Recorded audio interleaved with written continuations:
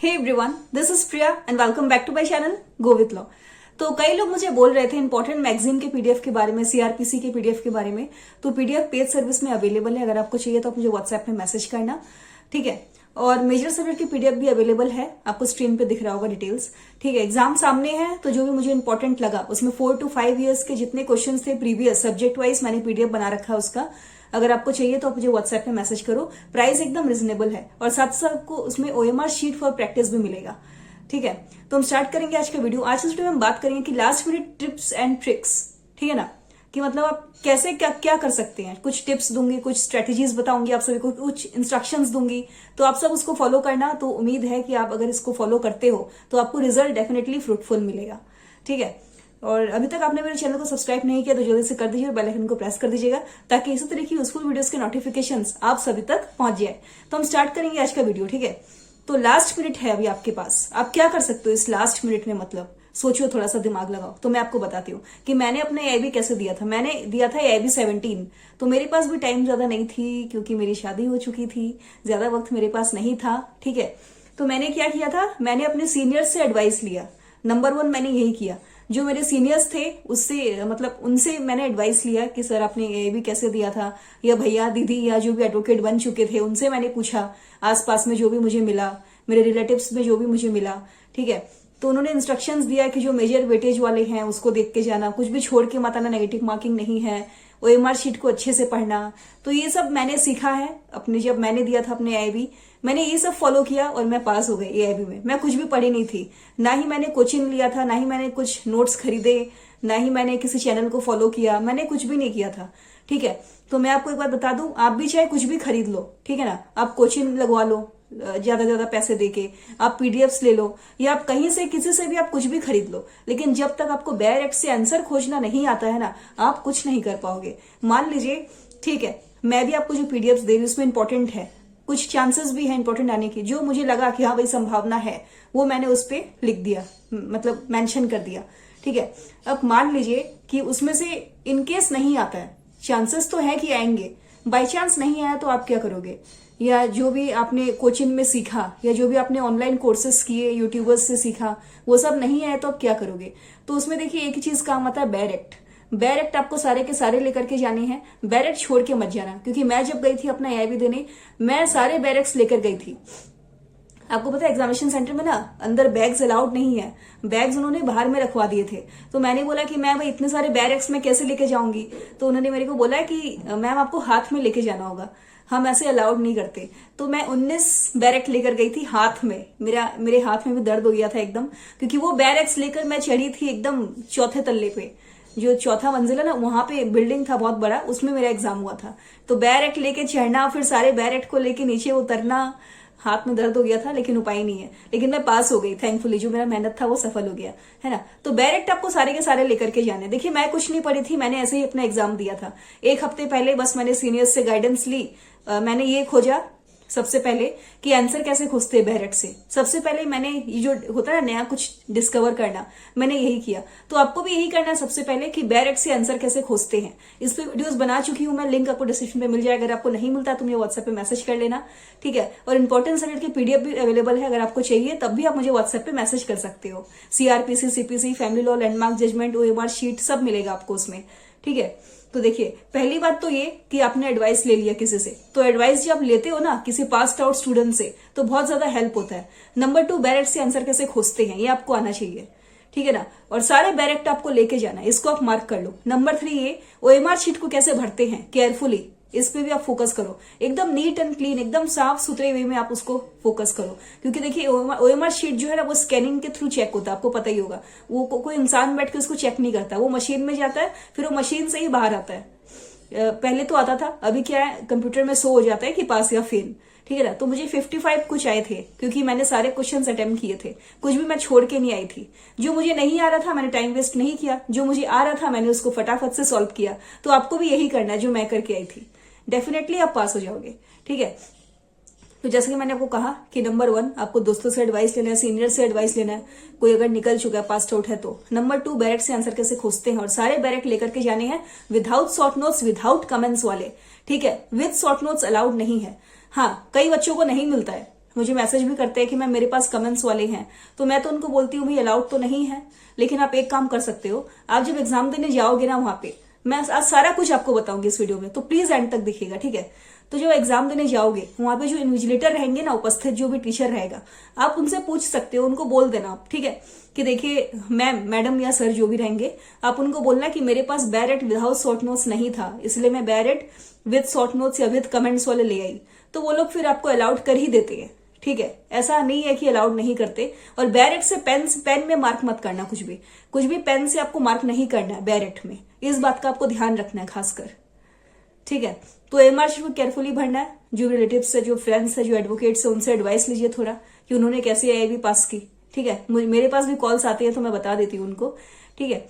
फिर बैरेट से आंसर कैसे खोजते हैं, और सारे बैरेट आपको लेकर के जाने हैं। और नंबर 4, कुछ भी आपको छोड़ना नहीं है, नेगेटिव मार्किंग नहीं है, आपको पता है नेगेटिव मार्किंग बिल्कुल भी नहीं है, तो सारे के सारे अटेम्प्ट करो ना, तुक्का मार दो।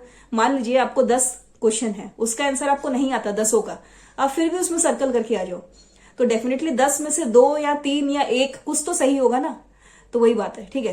फिर इसमें आता है टाइम वेस्ट आपको नहीं करना है। मैंने भी टाइम वेस्ट नहीं किया था, हाँ मैं लास्ट में पूछी थी 2-3, लेकिन नकल नहीं करना है। हाँ, ये जो चैनल है ना गो विथ लॉ, ये आपको कभी भी नहीं सिखाता है कि आप नकल करो, किसी का भी आप नकल करो, ठीक है। एकदम रियल और ऑथेंटिक बात मैं आपको बताती हूँ चैनल के माध्यम से। तो मैं आपसे ये रिक्वेस्ट करूंगी कि आप भी ऐसा ही करो, आपको नकल नहीं करना, चीटिंग नहीं करना कुछ भी, ठीक है। कोई क्वेश्चन आपको समझ में नहीं आता, आप टीचर से पूछो, भाई उनका राइट है, वो आपको बताएंगे ही, है ना। तो देखिए इसी तरीके से मैंने अपने आईआईबी पास किया था। Last minute tips and tricks मैंने आपको यही बताया कि आपको टाइम वेस्ट नहीं करना है लास्ट मोमेंट में भी, ठीक है ना। और एक बात आपको बता दूं, सब्जेक्ट वाइज मैं थोड़ा डिस्कस करती हूँ आप सभी के साथ। आपको मेजर सब्जेक्ट में फोकस करना है, आप इसको 6ठा नंबर पॉइंट समझो या 5वां नंबर पॉइंट, ये 6ठा नंबर पॉइंट होगा, ठीक है। तो इसमें देखिए आपको एकदम भी ना, जो ज्यादा मार्क्स वाले जो सब्जेक्ट है, focus on major subject, IPC हो गया, सीआरपीसी हो गया, ठीक है, एविडेंस एक्ट हो गया, पुराने लॉस, नए लॉस, बीएनएस, बीएनएसएस और बीएसए, ये तो हो गया, इस 3 को आप साइड में रखो, ठीक है। फिर आता है आपका सीपीसी, फैमिली लॉ, सीपीसी और फैमिली लॉ, ये जो सब्जेक्ट है, कॉन्स्टिट्यूशनल लॉ, ये सबको आपको नजरअंदाज नहीं करना है। और कॉन्स्टिट्यूशनल लॉ में देखिए बहुत बड़ी गलती होती है कई बार, कई सारे लैंडमार्क जजमेंट ऐसे भी होते हैं जो ऑलमोस्ट सिमिलर होते हैं, जैसे केशवानंद भारती केस और गोलकनाथ का केस, उस केस में सुप्रीम कोर्ट ने ये रूल किया तो उसमें वो हटा दिया। इस तरीके से ना कंफ्यूजिंग बहुत क्रिएट होता है कॉन्स्टिट्यूशनल के जो क्वेश्चंस रहते हैं। तो मेरा देखिए कॉन्स्टिट्यूशन उतना अच्छा नहीं था, मैं एवरेज थी। हाँ, आईपीसी, सीआरपीसी, एविडेंस मेरा फेवरेट सब्जेक्ट था, इसलिए मुझे ज्यादा मार्क्स भी उसी में आए थे। आईपीसी में समथिंग 76 कुछ आया था सीआरपीसी में मुझे मिला था 70 हाउस में था, उसमें भी 78 या 79 था। एविडेंस एक्ट मेरा बहुत अच्छा हुआ था, उसमें मेरे को 82 मिला था, ठीक है। तो मैं ये 3 सब्जेक्ट में अच्छी थी। कॉन्स्टिट्यूशन एकदम, मैं बोल रही हूँ ना, एकदम अच्छी नहीं थी मैं कॉन्स्टिट्यूशन में। तो आपको भी डरना नहीं है, आपको जो आएगा वो पहले करना। अब जैसे पेपर आपको मिलेगा ना, आंख जो है आपका आंख, वो आंख ना आपका दौड़ना चाहिए पेपर के ऊपर, आंखों को आपको दौड़ाना है। उसमें आपको ये खोजना है कि डायरेक्ट सेशन वाले क्वेश्चंस कहाँ कहाँ दिख रहे हैं, जो भी दिख रहा है पेंसिल से मार्क कर लो। सीपीसी का क्वेश्चन दिखा, मार्क कर लो। क्रिमिनल प्रोसीजर कोड का दिखा, मार्क कर लो। कॉन्स्टिट्यूशन का दिखा, कौन से आर्टिकल का है, मार्क कर लो, ठीक है ना। तो आपको टाइम वेस्ट नहीं करना है। और कॉन्स्टिट्यूशन देखिए बहुत सारे कंफ्यूजिंग क्रिएट कर देते हैं उन लोग क्वेश्चंस। तो मुझे तो कॉन्स्टिट्यूशन का कुछ भी नहीं आता था, मैं कुछ पढ़ के भी नहीं गई थी।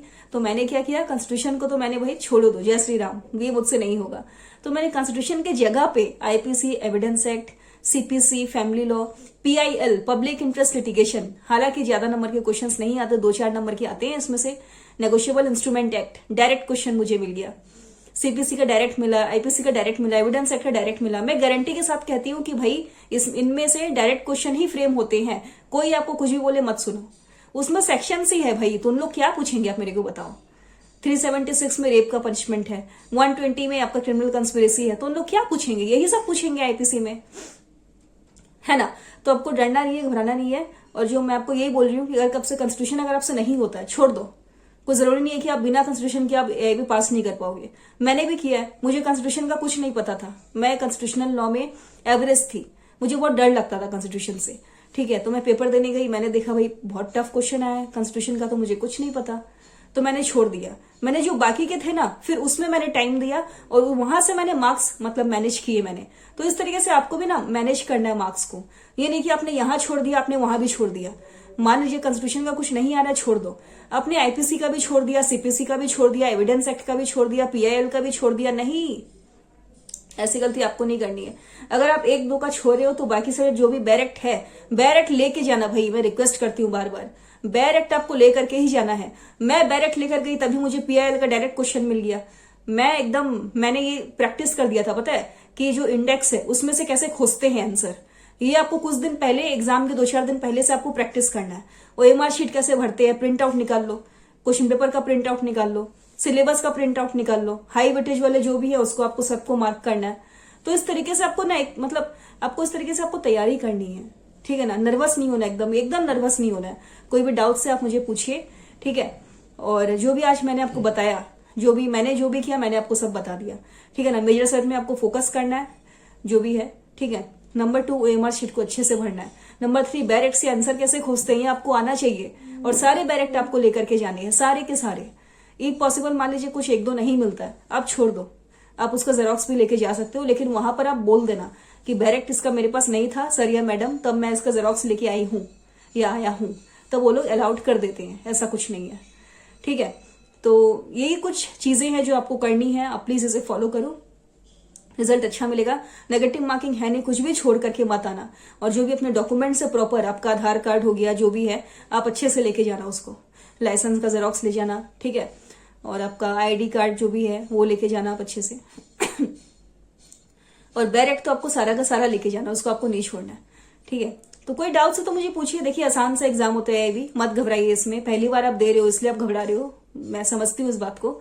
तो मैंने तो दे लिया तो मुझे पता है कि कैसे क्या क्या होता है, ठीक है। आप मत घबराओ, एकदम आसान सा एग्जाम है, आप सब पास हो जाओगे। I wish you all the very best. कुछ भी छोड़ के मत आना प्लीज, आई रिक्वेस्ट यू, कुछ भी छोड़ के मत आना, बैरेक्ट सारे के सारे लेकर के जाना। ओएमआर शीट को अच्छे से भरना, बस आप पास हो जाओगे। हाँ, और बैरेक्ट से आंसर कैसे खोजते हैं ये आप सीखो पहले, ये आप प्रैक्टिस करो।